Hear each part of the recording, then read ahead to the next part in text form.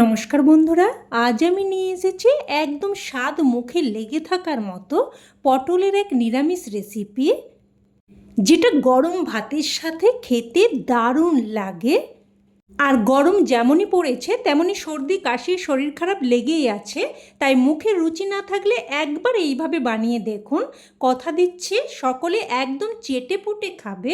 পটল দিয়ে এত দারুণ একটা নিরামিষ রেসিপি যে বানানো যায়, আপনারা একবার বানিয়ে না খেলে বুঝতেই পারবেন না। তো রান্নাটা তৈরি করার জন্য প্রথমেই আমি এখানে প্রায় 500 গ্রাম মতো পটল নিয়েছি। এবার প্রথমে ছুরিতে করে পটলের গা ঘষে পটলের গায়ে যে পাতলা আঁশের মতো অংশটা আছে ওটা তুলে নিচ্ছি। তো সমস্ত পটলগুলোই একই রকমভাবে করে নিয়েছি। এবার দেখুন পটলের খোসাগুলো এইভাবে হালকা করে একটু ছাড়িয়ে নেব। পটলের খোসাগুলো হালকাভাবে ছাড়িয়ে নিয়ে এবার দুদিকটা একটু করে এইভাবে বাদ দিয়ে দিচ্ছি। তো দেখুন এইভাবে আমি সমস্ত পটলগুলোকে রেডি করে নিচ্ছি। তো সমস্ত পটলগুলোকে একই রকমভাবে রেডি করে নিয়েছি, আর পটলগুলোকে কিন্তু খুব ভালোভাবে ধুয়েও নিয়েছি। এবার পটলের দুদিকটা এইভাবে একটু করে কেটে দিচ্ছি, যাতে করে পটলের মধ্যে তেল মশলা খুব ভালোভাবে ঢোকে। তো দেখুন সমস্ত পটলগুলোই একই রকমভাবে রেডি করে নিয়েছি। এবার গ্যাস অন করে কড়াই বসিয়ে এখানে দিয়ে দেব প্রায় 2 থেকে 3 চামচ মতো সর্ষের তেল। আর এই রান্নাটা কিন্তু সর্ষের তেলেই করতে হবে। তেলটাকে একদম ভালোভাবে গরম করে নিয়ে এবার এর মধ্যে কেটে ধুয়ে রাখা পটলগুলো একে একে দিয়ে দেব সামান্য একটু লবণ আর সামান্য একটু হলুদ গুঁড়ো। লবণ আর হলুদ গুঁড়োটা দিয়ে ভালোভাবে মিশিয়ে নেব। মিশিয়ে নিয়ে এবার একটা ঢাকনা দিয়ে পটলগুলোকে মিডিয়াম ফ্লেমে প্রায় 4 থেকে 5 মিনিট মতো ভেজে নেব। আর এই সময় আমি একটা মশলা তৈরি করে নেব। তো দেখুন একটা পাত্রের মধ্যে নিয়ে নিলাম অল্প একটু আদা, এখানে 1/2 ইঞ্চির থেকেও কম আদা দিয়েছি। আর দিয়ে দিলাম একটা ছোট্ট কাঁচা লঙ্কা আর 1/2 চামচ গোটা জিরে, আর এখানে 4টের মতো গোটা কাজু দিয়ে দিচ্ছি। আর এই রান্নাতে যেহেতু গোলমরিচ ব্যবহার করা হবে, তাই কিন্তু এই রান্নাতে লঙ্কা খুব বেশি দেওয়ার প্রয়োজন নেই। আপনারা কিন্তু লঙ্কা ছাড়াও রান্নাটা করতে পারেন, তবে আমি এখানে অল্প একটু কাঁচা লঙ্কা দিয়ে দিলাম। তো এবার এগুলোকে আমি শিলেতে করে বেটে নেব। আর এই সময় এই মশলার সাথে আমি 8-10টার মতো গোলমরিচও দিয়ে দিচ্ছি। এটা আমি প্রথমে দিতে ভুলে গিয়েছিলাম। তো গোলমরিচটাও দেখুন মশলার সাথে একই সাথে বেটে নিচ্ছি। তো সমস্ত মশলা একদম মিহি করে বেটে নিয়েছি। এবার এটা একটা পাত্রের মধ্যে উঠিয়ে রাখছি। এবার এদিকে প্রায় 4 থেকে 5 মিনিট মতো ঢাকনা দিয়ে পটলগুলোকে খুব সুন্দরভাবে লাল করে ভেজে নিয়েছি। দেখুন পটলগুলো একদম সুন্দর করে লাল মতো করে ভাজা হয়েছে। এবার পটলগুলো উঠিয়ে রাখছি।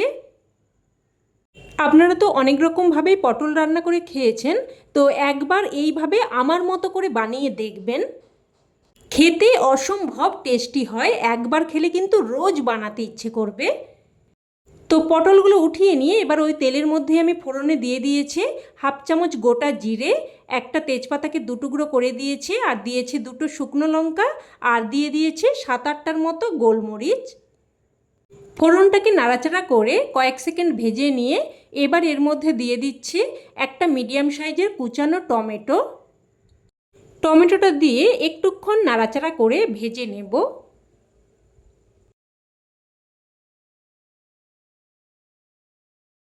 ভেজে নিয়ে এবার এর মধ্যে বেটে রাখা মশলা দিয়ে দিলাম। মশলার বাটি ধুয়ে অল্প একটু জলও দিয়ে দিলাম। 1/2 চামচ হলুদ গুঁড়ো, 1/2 চামচ কাশ্মীরি লঙ্কার গুঁড়ো, আর দিয়ে দিলাম স্বাদ অনুযায়ী লবণ। আর তরকারির লবণটা কিন্তু আমি এই সময় একেবারেই দিয়ে দিলাম। সব কিছু মিশিয়ে নিয়ে এবার প্রায় 2 থেকে 3 মিনিট মতো ঢাকনা দিয়ে মশলাটাকে বেশ ভালোভাবে কষিয়ে নেব। তো দেখুন ঢাকনা দিয়ে মশলাটাকে কিন্তু বেশ ভালোভাবে কষিয়ে নিয়েছি। মশলা থেকে কিন্তু একদম তেল সেপারেট হয়ে গেছে। এবার এর মধ্যে ভেজে রাখা পটলগুলো দিয়ে দিচ্ছি। পটলগুলো দিয়েও মশলার সাথে আবারও একটু কিন্তু কষিয়ে নেব। যে কোনো রান্না যতই ভালোভাবে কষাবেন, রান্নার স্বাদ ও রং ততই কিন্তু ভালো হবে। তো দেখুন বেশ ভালোভাবে কষিয়ে নিয়েছি।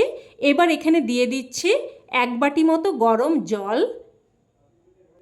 জলটা দিয়ে আবারও ভালোভাবে মিশিয়ে নেব। আর রান্নাতে কিন্তু অবশ্যই গরম জলই দেওয়ার চেষ্টা করবেন, তাতে রান্নার স্বাদ বজায় থাকবে। তো এবার একটা ঢাকনা দিয়ে মিডিয়াম ফ্লেমে প্রায় 4 থেকে 5 মিনিট মতো রান্না করে নেব। আর এই সময় একটা স্পেশাল মশলা তৈরি করে নেব। তো অন্যদিকের গ্যাস ওভেনে প্রায় 20-22টার মতো গোলমরিচ দিয়ে দিলাম। দিয়ে দিচ্ছি 1/2 চামচ গোটা জিরে, 2টো ছোটো এলাচ, 1 টুকরো দারচিনি, আর দিয়ে দিচ্ছি সামান্য একটু তেজপাতা। এবার লো ফ্লেমে মশলাগুলোকে অনবরত নাড়াচাড়া করে ভেজে নেব। তবে হাই ফ্লেমে কিন্তু একদমই ভাজতে যাবেন না, তাতে করে মশলা পুড়ে ফ্লেভার নষ্ট হয়ে যেতে পারে। তো দেখুন হালকা করে ভেজে নিয়েছি, মোটামুটি মশলা থেকে একটা সুন্দর ফ্লেভার বেরোনো অবধি ভেজে নিতে হবে। তো এবার এগুলোকে সাথে সাথেই নামিয়ে নিচ্ছি। নামিয়ে নিয়ে এবার মশলাটাকে দেখুন এইভাবে গুঁড়ো করে নিয়েছি, একটু দানা মতো রেখে গুঁড়োটা করে নিয়েছি, একদম মিহি করে কিন্তু করার প্রয়োজন নেই। তো এবার এটাকে এক সাইডে রেখে দিলাম। আর এদিকে কিন্তু প্রায় 4-5 মিনিট মতো ঢাকনা দিয়ে রান্না করে নিয়েছি। আর দেখে নেব এবার পটল ভালোভাবে সেদ্ধ হয়েছে কিনা। তো দেখুন পটল কিন্তু একদম সুন্দরভাবে সেদ্ধ হয়ে গেছে। এবার এখানে দিয়ে দিচ্ছি অল্প একটু চিনি, যেহেতু নিরামিষ রেসিপি অল্প একটু মিষ্টি দিয়ে দিলে স্বাদটা সুন্দরভাবে ব্যালেন্স হবে আর খেতেও কিন্তু খুবই ভালো লাগবে। তো চিনিটা দিয়ে ভালোভাবে মিশিয়ে নিলাম। এবার এখানে ভেজে গুঁড়ো করে রাখা মশলা দিয়ে দিচ্ছি। আর এই মশলাই কিন্তু এই রান্নার স্বাদে একদম অন্য মাত্রা এনে দেবে। আর বন্ধুরা, আপনারা রান্নাতে যেমন ঝাল খেতে চাইবেন সেই অনুযায়ী কিন্তু গোলমরিচটা দিয়ে দেবেন। মোটামুটি এই রান্নাতে কিন্তু খুব বেশি লঙ্কার ব্যবহার হবে না, রান্নার ঝালটা কিন্তু গোলমরিচ দিয়েই হবে। দারুণ মুখরোচক ঝালঝাল পটলের একটি রেসিপি, অবশ্যই কিন্তু এইভাবে একবার বানানোর অনুরোধ রইল আপনাদের কাছে। তো ভাজা মশলাটা দিয়ে মিশিয়ে নিয়ে আবারও 2 মিনিট মতো ফুটিয়ে নিয়ে তারপর এখানে সবশেষে আমি দিয়ে দিলাম 1/2 চামচ মতো ঘি। এবার ঘিটা দিয়ে ভালোভাবে মিশিয়ে নেব। ভালোভাবে মিশিয়ে নিয়ে এবার গ্যাসের ফ্লেম বন্ধ করে একটা ঢাকনা দিয়ে স্ট্যান্ডিং টাইমে রেখে দিলেই রান্না কিন্তু একদম তৈরি। এবার এটা গরমাগরম ভাতের সাথে পরিবেশন করুন, খেতে কিন্তু জাস্ট ফাটাফাটি লাগে। এই একটা পদ দিয়েই কিন্তু সমস্ত ভাত খাওয়া হয়ে যাবে আর অন্য কোনো কিছুই লাগবে না। তবে আমার কথাই নয়, অবশ্যই আপনারাও এইভাবে একবার বানিয়ে দেখুন, তবেই কিন্তু এর স্বাদ আপনারা উপলব্ধি করতে পারবেন। তো রেসিপি কেমন লাগলো অবশ্যই কমেন্টে জানাবেন। আর ভালো লেগে থাকলে প্লিজ একটা লাইক দিয়ে দেবেন, আর চাইলে অন্যান্য বন্ধুবান্ধবদের সাথে শেয়ারও করতে পারেন, যাতে করে এই দারুণ রেসিপিটি সকলেই জানতে পারে। আর চ্যানেলের নতুন বন্ধু হয়ে থাকলে চ্যানেলটি অবশ্যই করে সাবস্ক্রাইব করে নেবেন। তো আজ এই অবধি, আবারও অন্য কোনো রেসিপিতে দেখা হবে। ততক্ষণে সকলে ভালো থাকবেন, সুস্থ থাকবেন, আর সকলকে ধন্যবাদ।